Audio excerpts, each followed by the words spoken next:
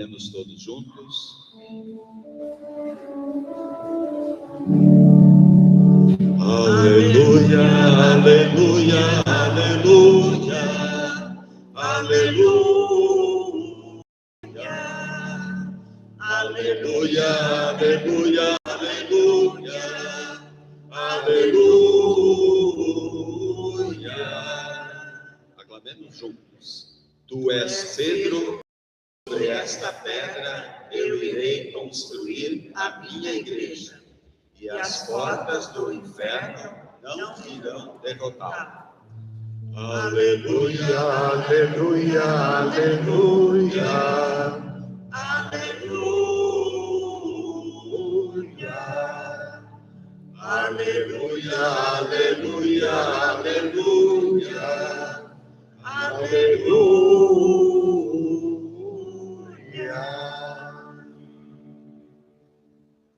O Senhor esteja convosco. Ele está no meio de nós. Proclamação do Evangelho de Jesus Cristo segundo São Mateus. Glória a vós, Senhor. Naquele tempo, Jesus foi à região de Cesareia de Filipe e ali perguntou a seus discípulos: quem dizem os homens ser o Filho do Homem? Eles responderam: alguns dizem que é João Batista, outros que é Elias, outros ainda que é Jeremias ou algum dos profetas. Então Jesus lhes perguntou: e vós, quem dizeis que eu sou? Simão Pedro respondeu: tu és o Messias, o Filho do Deus vivo.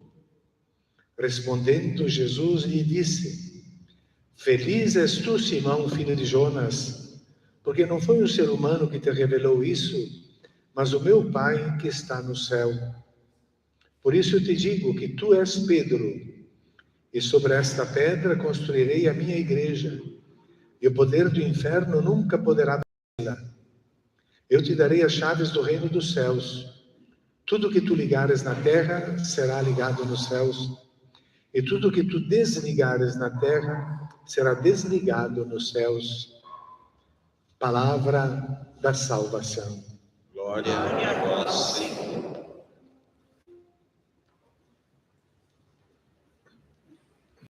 Podemos sentar um instante, irmãos e irmãs, meditemos a belíssima palavra, solenidade de São Pedro e São Paulo, uma ocasião que a gente deveria fazer festa realmente, sentir, não é? Antigamente se tinha nos conventos uma classificação para preparar os almoços, né? Se era dia comum, dia simples, festa, solenidade, então já melhorava muita coisa. É um dia de alegrar o coração, é festa de São Pedro e São Paulo, os fundamentos da igreja. Por isso que nós estamos aqui, porque seguimos aquela fé professada um dia por Pedro e depois espalhada, levada adiante por Paulo, aqui, que foi até Roma e tinha intenção de ir até a Espanha para levar a palavra de Deus. E chegou até nós nessa palavra. Ontem à noite fiz uma reunião, um momento de oração diante do Santíssimo com os ministros, e busquei aquele texto de um bispo vietnamita, Van Duan, e 5 pães e 2 peixes é o nome do livrinho. O segundo capítulo é o segundo pão.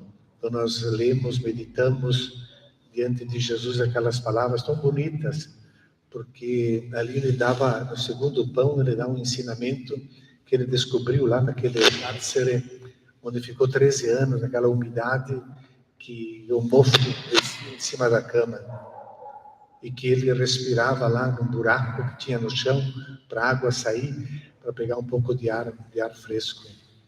Ele descobriu então, naquele martírio, aí, naquela prisão, descobriu e aprendeu a distinguir entre as obras de Deus e Deus. As obras de Deus poderiam ser todas aquelas coisas que ele já tinha feito antes da diocese, antes que Paulo VI transferisse para Saigon, e fez tantas coisas, construiu seminários, aumentou as vocações enormemente, e construía escolas, e pregava a palavra de Deus, um homem dotado, enérgico, cheio de energia, e agora lá, amontoado na prisão.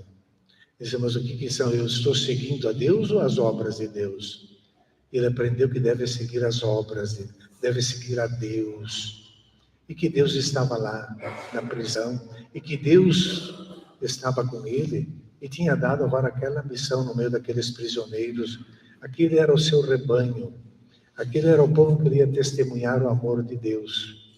Não mais na catedral, que ele ouvia o sino tocando dentro da cela, mas ali, esse era, porque Deus estava com ele. Servir a Deus, não as obras de Deus. Então nós também às vezes pensamos que para servir a Deus, nós queremos servir as obras, fazer realizações, ter um currículo cheio de coisas, de fatos, de obras, etc. É uma doença que atinge todo mundo, especialmente o clero também. Carreirismo, para ir para uma igreja mais importante. Mas o que nós estamos aqui? Para as obras de Deus ou para Deus? E quando nós nos reunimos como comunidade, nós nos reunimos numa comunidade pequena, simples como a nossa, é porque estamos fazendo isso por Deus. Não é pela magnificência, não é por nada. Por que saímos de casa? Quem é que nos obriga? É por Deus.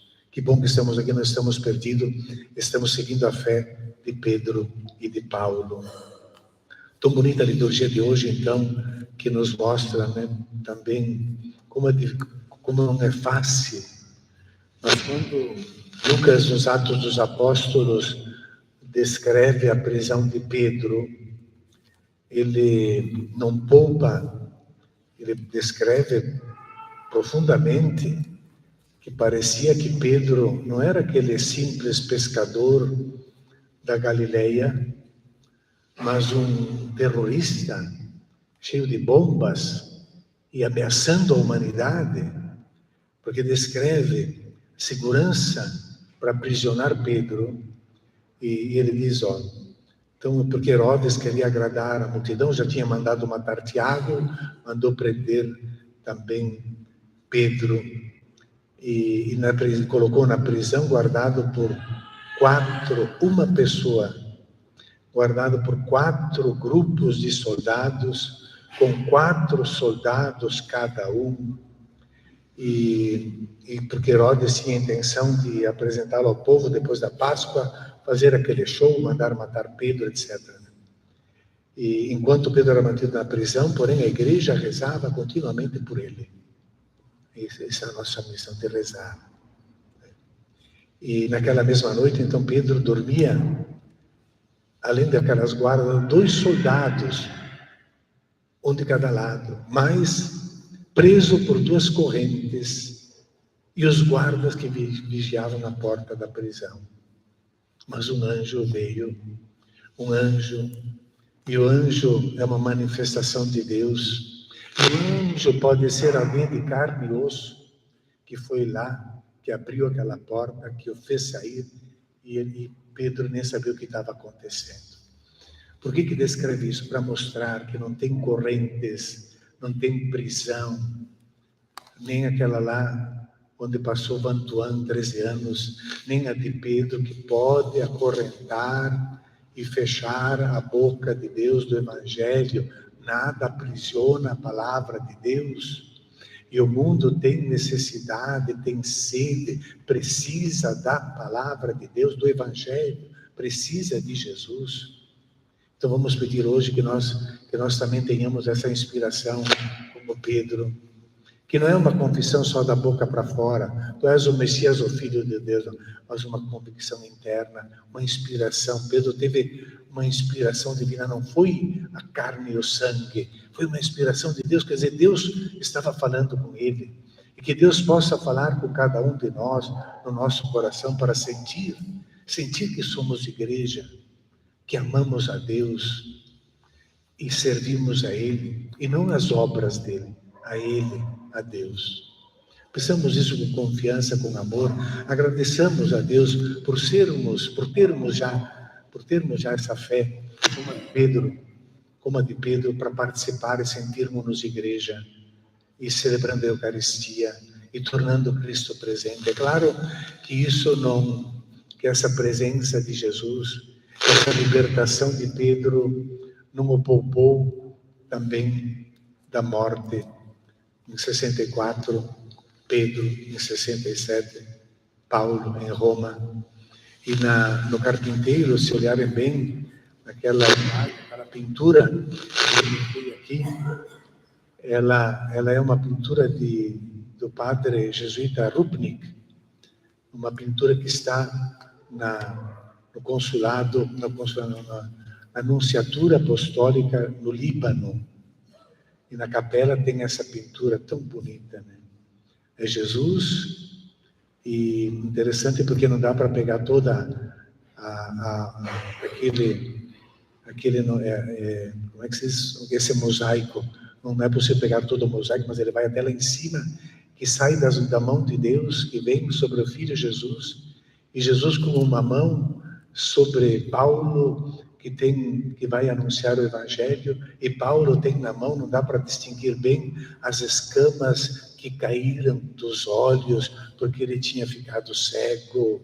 Porque quando a gente não vê Jesus na nossa vida, nós estamos cegos. Ele tem as escamas ali no lado de Jesus, e Pedro, nós vemos ele crucificado, de pernas para cima, cabeça para baixo, e a mão de Pedro com o estigma do prego na cruz no lado da mão de Jesus. A presença de Jesus não nos poupou do sofrimento, da dor, da morte, da perseguição, mas foram felizes tu, pela inspiração de Deus. Que nós possamos alimentar sempre a nossa fé, que ganha uma força especial na Eucaristia.